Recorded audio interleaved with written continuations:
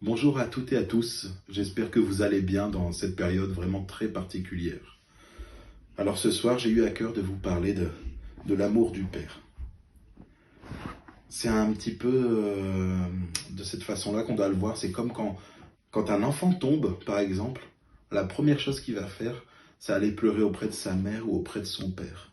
Auprès en fait de personnes qui l'aiment. Et il sait qu'il aura du réconfort auprès de ces personnes-là. Quand il a peur, c'est pareil. Nous, quand notre petite fille Talia a peur, bah, la nuit, elle va appeler. Elle va dire maman, maman, est-ce que tu es là? Ou papa, est-ce que tu es là? Afin qu'on puisse venir la réconforter, la rassurer. Pareil, quand elle est triste, eh ben, elle vient nous voir. Elle vient voir ses parents parce qu'elle sait qu'on a de l'amour pour elle et elle sait que cet amour-là, on va lui transmettre afin qu'elle puisse être consolée. C'est un peu comme ça que le chrétien doit fonctionner. C'est un peu comme ça que le chrétien doit être avec Dieu, Dieu notre Père qui nous aime. On va voir que dans la Bible, il y a un homme qui est bien connu, qui fonctionnait de cette façon-là, c'est le roi David. Le roi David, on va voir dans le premier exemple que j'ai, c'est dans le psaume 51. C'est après que David ait péché. Vous connaissez l'histoire de David qui a commis l'adultère et qui a même été jusqu'à commettre un meurtre par rapport à Bathsheba. Et quand Nathan le prophète vient et lui dit « tu as péché », David va être pris de remords et la première chose qu'il va faire, il va aller vers le Père afin d'implorer son pardon. On va lire ce premier passage, donc Psaume 51. Ô Dieu, fais-moi grâce selon ta bienveillance, selon ta grande compassion. Efface mes crimes, lave-moi complètement de ma faute et purifie-moi de mon péché. Car je reconnais mes crimes et mon péché est constamment devant moi. J'ai péché contre toi seul, et j'ai fait le mal à tes yeux, en sorte que tu seras juste dans ta sentence, sans reproche dans ton jugement. Voilà, on voit comment David se place devant Dieu. Il se place en lui demandant sincèrement pardon, et il le fait parce qu'il sait que le Père, qui est plein d'amour envers lui, va lui pardonner. Dans mon deuxième exemple, il s'agit de David qui est plein d'angoisse et de peur. C'est dans le psaume au chapitre 3. Ce psaume est assez particulier parce qu'en fait, son fils Absalom a essayé de faire un putsch, il a essayé de le virer du pouvoir et de prendre sa place. Et là, il est en train de comploter pour faire tuer son propre père. Et là, David est pris d'angoisse, il est pris de peur, de frayeur, de tristesse en même temps, vous imaginez? Un de vos enfants vient et essaye de vous faire tuer, de prendre votre place et tout ça. Et David le perçoit vraiment d'une façon horrible. C'est horrible de voir que son propre fils, son propre sang vient et essaye de faire ce genre de choses. Et là, première chose qui vient à l'esprit de David, c'est d'aller rechercher le réconfort et la solution auprès du Père qui est plein d'amour. On va lire le psaume 3 de David. Éternel, qu'ils sont nombreux mes adversaires, nombreux ceux qui se lèvent contre moi, nombreux ceux qui disent à mon sujet, point de salut pour lui auprès de Dieu. Mais toi, Éternel, tu es pour moi un bouclier, tu es ma gloire, et tu relèves ma tête à haute voix, et je crie à l'Éternel, et il me répond de sa montagne sainte.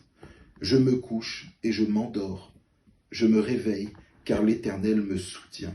Je ne crains pas les myriades de gens qui de toutes parts se sont mis contre moi. Lève-toi, Éternel, sauve-moi, mon Dieu. Dans ce psaume-là, on voit que David, dans toute sa tristesse, a été chercher le secours auprès du Père. Parce qu'il sait que ce Père-là est plein d'amour et ce Père-là va le protéger. L'amour du Père vraiment dépasse tout ce qu'on peut imaginer. Tout à l'heure, je prenais l'exemple de ma petite fille qui venait chercher le réconfort auprès de ses parents qui l'aiment très fort. Mais l'amour de Dieu est même incomparable à l'amour de parents qui aiment leurs enfants. C'est incomparable, c'est bien plus grand, c'est inimaginable. C'est l'amour parfait. Et on va voir ce que j'aime chez David aussi, c'est que il ne va pas venir seulement quand il a péché pour demander pardon. Il ne va pas aller auprès de Dieu non plus seulement quand tout va mal et que des gens en veulent à sa vie ou quand il est triste. Il va aussi aller chercher du réconfort auprès du Père quand même tout va bien. Il va chercher sa présence et il va aller le remercier, le louer, l'adorer pour tout l'amour et tout ce qu'il fait en fait dans la vie de David. On va prendre ça, c'est dans le psaume au chapitre 8. Voilà, alors que tout va bien à ce moment-là, en tout cas dans la vie de David. Il vient et là il va dire « Éternel, notre Seigneur, que ton nom est magnifique sur toute la terre.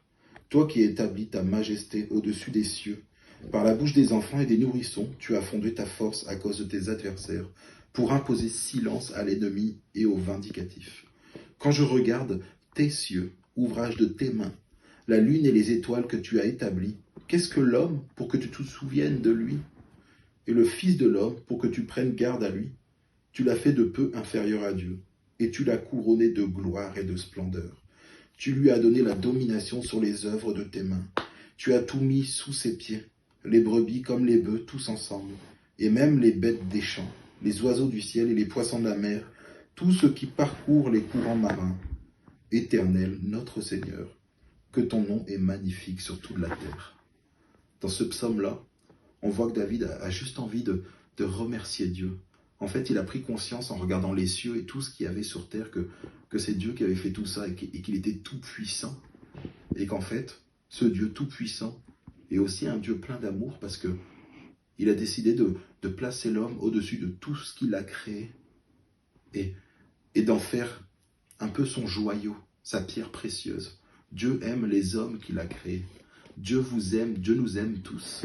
Et ce soir, je voulais vraiment partager ce message avec vous, juste pour vous dire que il faut aller toujours chercher les choses dans la présence du Seigneur.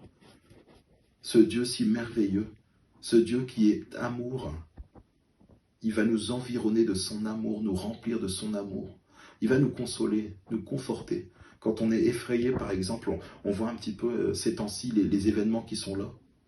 Eh bien, si on sent du stress, de l'angoisse, il suffit juste d'aller rechercher du réconfort dans les bras d'amour du Père. Et il vous environnera de son amour. Il mettra sa paix dans votre cœur. Et vous verrez à quel point il est bon de passer du temps dans la présence du Seigneur. Voilà, je voulais juste vous remercier d'avoir pris ce petit moment à m'écouter et à écouter ce que Dieu avait mis sur mon cœur, vraiment. Soyez bénis, Église de Quimper. J'espère que vous allez tous bien. Et à bientôt.